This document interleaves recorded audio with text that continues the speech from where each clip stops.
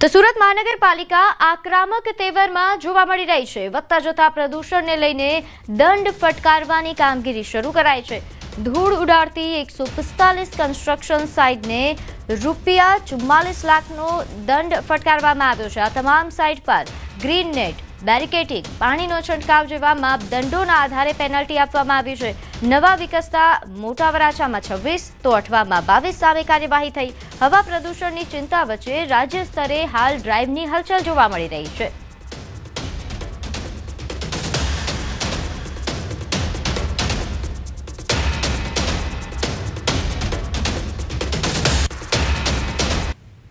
સુરત મહાનગરપાલિકા હવે આક્રમક મૂડમાં આવી છે। જે પ્રકારે હવામાં પ્રદૂષણ વધી રહ્યું છે તેને લઈને હવે દંડની કાર્યવાહી શરૂ કરી છે। ખાસ કરીને નવા કન્સ્ટ્રક્શન સાઇટ પર ધૂળની ડમરીઓ ઉડતી જોવા મળે છે, જેને લઈને 145 જેટલી કન્સ્ટ્રક્શન સાઇટને ₹44 લાખનો દંડ ફટકાર્યો છે। ખાસ કરીને જે નવી કન્સ્ટ્રક્શન સાઇટ છે ત્યાં આગળ ગ્રીન નેટ, બેરિકેડિંગ અને પાણીનો છંટકાવ કરવામાં આવતો નથી, જેને લઈને રેતી અને સિમેન્ટના રચકણો હવામાં ઉડતા હોય છે અને તે ભળ્યા બાદ હવા પ્રદૂષિત થતી હોય છે, જેને લઈને નવા વિકસતા વિસ્તારો છે કે ત્યાં દંડની કાર્યવાહી કરવામાં આવી છે। ખાસ કરીને મોટા વરાછામાં 26 કન્સ્ટ્રક્શન સાઇટ અને અઠવા લાઇન્સ ડુમસ રોડ પર આવેલી 22 જેટલી સાઇટોને દંડ કરવામાં આવ્યા છે। હવામાં થઈ રહેલું પ્રદૂષણ ઘટાડવા માટેનો આ નિર્ણય લેવામાં આવ્યો છે, કારણ કે બાંધકામ સાઇટો ઉપર આ તમામ નિયમો મૂકવામાં આવ્યા છે। ગ્રીન નેટ લગાડીને કામ કરવાથી જે રેતી હોય કે ધૂળ હોય અથવા તો સિમેન્ટ હોય તેના રચકણો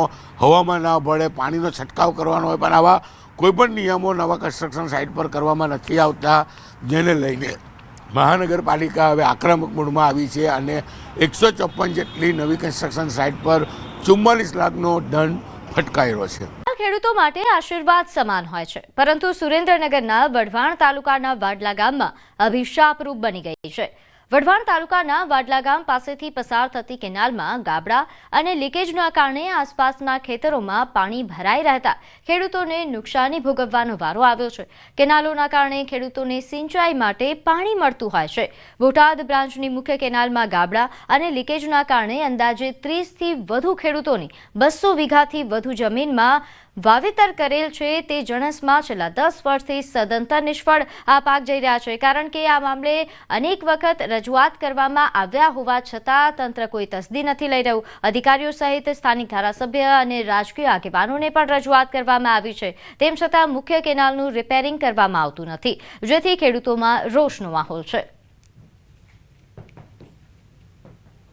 ની અંદર એટલો બધો ભેજ આવે છે કે જે ખેતરની અંદર અમારે બીજું કોઈ પણ પાક કે એવું કંઈ થતું નથી।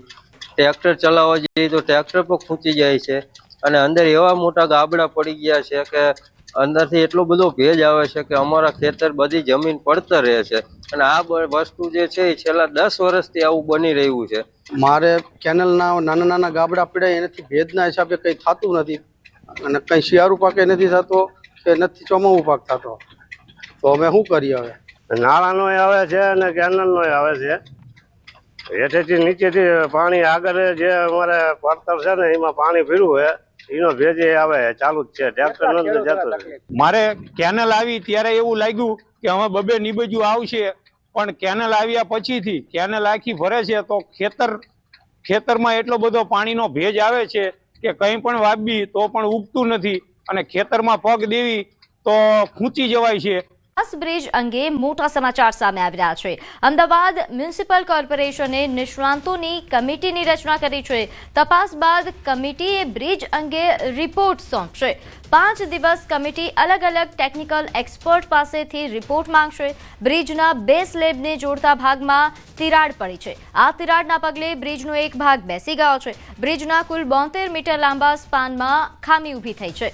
72 મીટરમાંથી 18 મીટરના એક સ્પાનમાં તિરાડ છે, તો બ્રિજના ભાગમાં પડેલી તિરાડ ઉપરથી નીચે સુધી પહોંચી હોય તેવા પ્રકારની સૂત્રો દ્વારા માહિતી પ્રાપ્ત થઈ રહી છે। તિરાડના પગલે બ્રિજનો ભાગ 2 ઇંચ નીચે દબાયો છે। તિરાડવાળો સ્પાન એ રિપેરિંગ કરવો કે નહીં કે નવો બનાવવો તે અંતે એક્સપર્ટ્સ પાસેથી રિપોર્ટ આ અંગે મંગાવવામાં આવશે।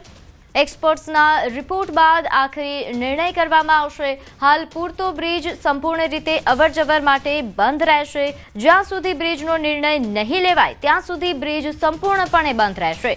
મ્યુનિસિપલ કમિશનર બંછાનિધિ પાની સહિત ડેપ્યુટી કમિશનર બ્રિજ પર એક્સપર્ટ સાથે આ મુદ્દે મીટિંગ કરી રહ્યા છે. તો બ્રિજના તમામ બેરિકેડિંગ, અહીં બેરિંગ અને બ્રિજના બેઝની પણ ચકાસણી કરવામાં આવશે. સાથે બ્રિજમાં જે વચ્ચે તિરાડ કેમ પડી છે તે અંગે પણ તપાસ કરવામાં આવશે. નોંધનીય છે કે બ્રિજ એ વર્ષ 1973માં અવરજવર માટે ખુલ્લો મુકાયો હતો. એક્સપર્ટ્સના મતે બ્રિજનું આયુષ્ય 100 વર્ષનું હોય છે. તેમ છતાં કેમ નુકસાન થયું તે અંગે ટેકનિકલ રિપોર્ટ તૈયાર થશે.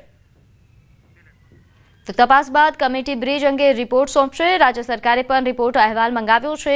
આ અહેવાલ રાજ્ય સરકારને આપવામાં આવશે અને પછી નિર્ણય લેવાશે કે બ્રિજને તોડી પાડવો કે નવો બનાવવો કે તે અંગે.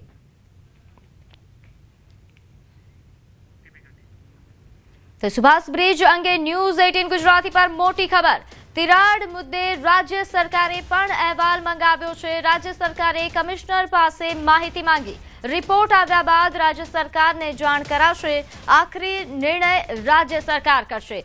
બ્રિજ તોડવો કે રિપેર કરવો તે અંગેનો આખરી નિર્ણય હવે સરકાર કરશે.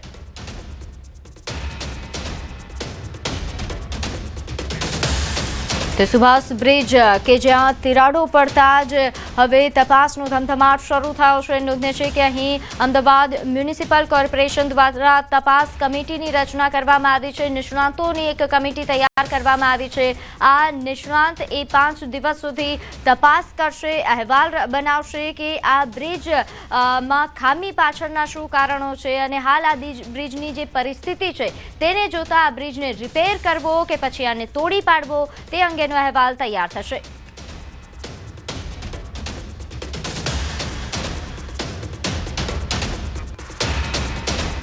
સ્પાનની અંદર ખામી જોવા મળી, વાઇબ્રેશન આવ્યા અને તિરાડ પણ જોવા મળી. એના અનુસંધાને ગઈકાલે સાંજે 5 વાગે અમારા બ્રિજ ડિપાર્ટમેન્ટ કમિશનરશ્રી એની મુલાકાત લીધી છે અને આગળ કોઈ મોટી દુર્ઘટના ન થાય એટલા માટે એને 5 દિવસ માટે બંધ કરવામાં આવ્યો છે. જે વિવિધ એમ પેનલ થયેલી કોર્પોરેશનની કંપનીઓ છે એ કંપનીઓ દ્વારા એનું ચકાસણી થશે અને રિપોર્ટ આવ્યા બાદ એને કેટલો સમય બંધ રાખવો એ આગામી સમયમાં રિપોર્ટ બાદ નક્કી કરવામાં આવશે. પરંતુ હાલ તો ટ્રાફિકમાં મોટી કોઈ દુર્ઘટના ન સર્જાય એટલા માટે સુભાષ બ્રિજને 5 દિવસ માટે બંધ કરવામાં આવ્યો છે. 82 ब्रिज का इंस्पेक्शन तो किया गया, लेकिन इस इंस्पेक्शन के नाम पर अहमदाबाद शहर की जनता को गुमराह करने का कार्य किया, क्योंकि ये जो इंस्पेक्शन किया गया वो सिर्फ और सिर्फ विजुअल इंस्पेक्शन था. यानी कि अहमदाबाद म्युनिसिपल कॉरपोरेशन के अधिकारी पेन और पेपर लेकर सभी ब्रिज पर गए, आंखों देखा हाल, रोड की मरम्मत, कलर ठीक है या नहीं है, रेलिंग ठीक है या नहीं है, ऐसे विजुअल इंस्पेक्शन पेपर में बनाकर अहमदाबाद शहर की जनता को गुमराह किया.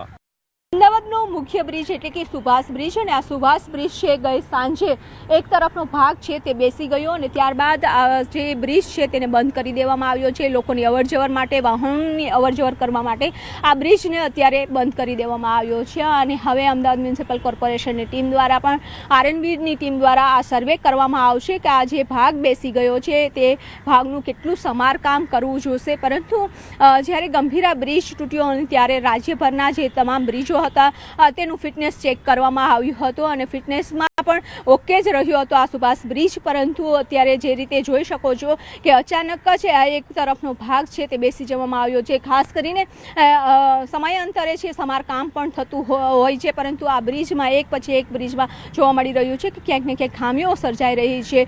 સદનસીબ છે કે કોઈ ઘટના નથી બની. આ એક તરફનો ભાગ બેસી જતાની સાથે જ તંત્રને પણ જાણ કરી દેવામાં આવી હતી અને તેને લઈ અત્યારે તકેદારીના ભાગરૂપે આખો બ્રિજ છે તેને બંધ કરી દેવામાં આવ્યો છે. હવે સર્વે કરશે અને સર્વે બાદ રિપોર્ટ તૈયાર કરવામાં આવશે કે આ બ્રિજનું આખા બ્રિજનું સમારકામ કરવું પડશે કે જે ભાગ બેસી ગયો છે તેનું સમારકામ કરવું પડશે. એટલે કે આજે રિપોર્ટ તૈયાર કર્યા બાદ જ જે કામગીરી થશે અને કામગીરી થયા બાદ જ આ બ્રિજને છે તે ઓપન કરવામાં આવશે. પરંતુ અમદાવાદ મ્યુનિસિપલ કોર્પોરેશન દ્વારા કહેવામાં આવ્યું છે કે 5 દિવસ છે સુભાષ બ્રિજ બંધ રહેશે.